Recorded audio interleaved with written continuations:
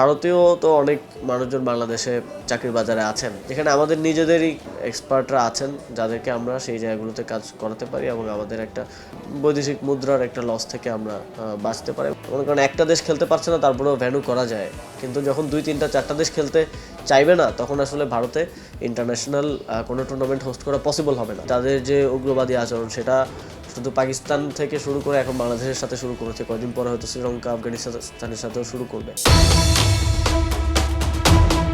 প্রতিবেশী দেশগুলোর সঙ্গে নেই বন্ধুত্বপূর্ণ সম্পর্ক। গোলা বারুদি এখানে এক এবং একমাত্র যোগাযোগের মাধ্যম। ক্রিকেট যেখানে নিজেদের বাপদাদার সম্পত্তি, না, দেশটির নাম বলতে কোনো অপশনের প্রয়োজন নাই। এক বাক্যে চোখ বন্ধ করে বলে দেয়া যায় ভারত। দিনের পর দিন ভারতীয় আধিপত্যবাদের শিকার বাংলাদেশ, যার সবচেয়ে বড় উদাহরণ আইপিএল থেকে মুস্তাফিজুর রহমানকে বাদ দেয়া, যার জল গড়িয়েছে এতটাই ক্ষোভে ফুঁসছে বাংলাদেশ। রীতিমতো টি-20 বিশ্বকাপ ভারতে না খেলার সিদ্ধান্ত বিসিবির। অবশ্য ভারতীয়দের এমন নাটক সিনেমা নতুন নয়, মনে করিয়ে দিলেন সাবেক যুব ও ক্রীড়া উপদেষ্টা। এশিয়ান ক্রিকেট কাউন্সিলের যেই জেনারেল মিটিং, সেটা বাংলাদেশে আয়োজনের ক্ষেত্রে ভারত নানাভাবে বাধার সৃষ্টি করেছে। বিভিন্ন দেশকে তারা বলেছে যে এই মিটিংয়ে অংশগ্রহণ না করার জন্য।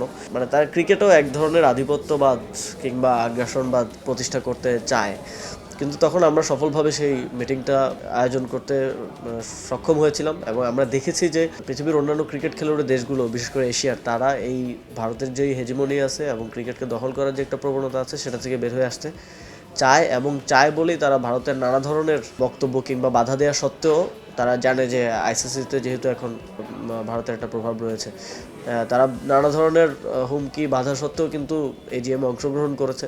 ভারতীয় গণমাধ্যমের এমন একটা ভাব যেন আইপিএল খেলতে ফিজ আবদার করেছিলেন।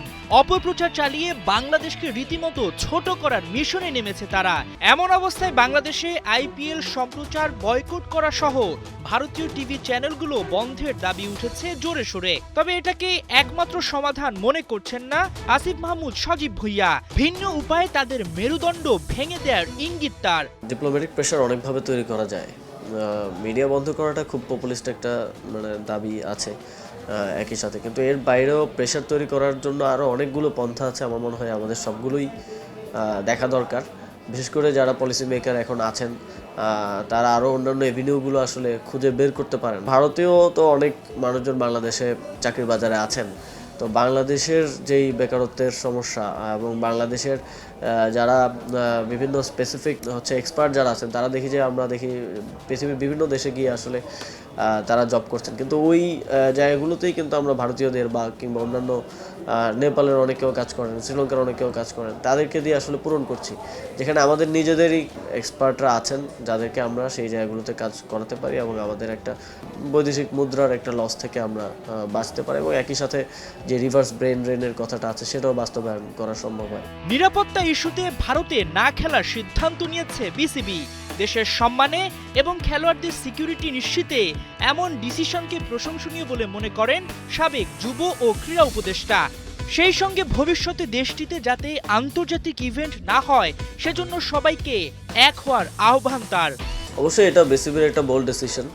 এইরকম নজির তো প্রথম না যে কোনো টুর্নামেন্টে কোনো নিরাপত্তাজনিত সমস্যা তৈরি হলে কিংবা দেশগুলোর মধ্যে সমস্যা তৈরি হলে থার্ড কোনো বা সেকেন্ড কোনো ভেন্যুতে খেলা হয়েছে, এটা প্রথম না। আমরা দেখি প্রায়ই টুর্নামেন্টে দুবাইতে খেলা হয়, বিশেষ করে পাকিস্তান এবং ভারতের মধ্যকার সমস্যার কারণে। তো এখন ভারত এই সমস্যা এই তাদের যে উগ্রবাদী আচরণ, সেটা শুধু পাকিস্তান থেকে শুরু করে এখন বাংলাদেশের সাথে শুরু করেছে, কয়েকদিন পরে হয়তো শ্রীলঙ্কা, আফগানিস্তানের সাথেও শুরু করবে।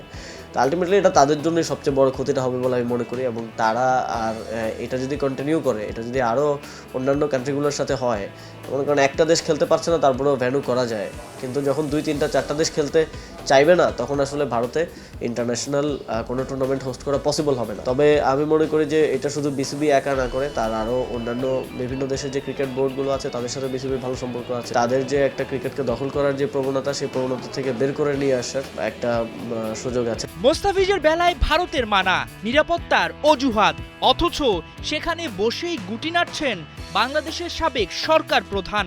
তিনি তো বাংলাদেশি হিসেবে সেখানে নাই, তিনি তো ওই যে তিনি বলেছিলেন না যে ভারতকে যা দিয়েছে সারা জীবন মনে রাখবে, তো সেই একটা কৃতজ্ঞতাবোধের জায়গা থেকেও হয়তো তিনি সেখানে আছেন। এবং তাকে বা তার দলকে তো কখনো আমরা বাংলাদেশি বা বাংলাদেশের জনগণকে ধারণ করে কিংবা এই ভূখণ্ডকে ধারণ করা দল হিসেবে মনে করি না। তাদেরকে আমরা সবসময় মনে করি যে তারা আউটসাইডার্স, এবং তারা কখনো এই দেশের কে প্রাধান্য দিয়ে, স্বার্থকে প্রায়োরিটি ওয়ানে রেখে কাজ করেছে বলে আমরা মনে করি না। আমরা তাদের কাজের মধ্য দিয়েও দেখেছি, যে কারণে একটা গণঅভ্যুত্থানের মাধ্যমে তারা বিতাড়িত হয়েছে। হাসান সজীব, ৭১।